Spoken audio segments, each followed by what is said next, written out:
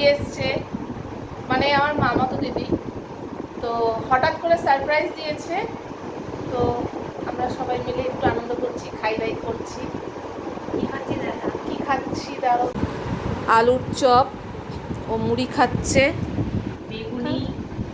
বেগুনি আলুর চপ, আর কি যেন ওটা ডালের বড়া।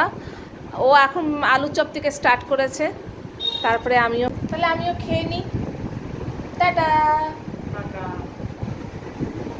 হ্যালো বন্ধুরা, দিদি চলে যাচ্ছে, আমার ছেলের পরীক্ষা হয়ে গেলে আমরা যাব। কেমন লাগলো এসে আমাদের বাড়িতে? খুব ভালো। খুব ভালো। আর বোনের বাড়িতে ভালো লাগবে না কি খারাপ লাগবে? বোনকে দেখতে এসেছিলাম। কত লাকি আমি। শুনা মনে আমার দিদি ডাক পড়েছে, ফোন করি না বলি, কিন্তু কি করব বলো, ছেলের পরীক্ষা চলছে, তারপরে এইদিকে সংসারের কাজ, বিশেষ করে পরীক্ষা চলছে, এ নিয়েই ব্যস্ত। দিদি এই জন্য রাগ করেছে আমার প্রতি।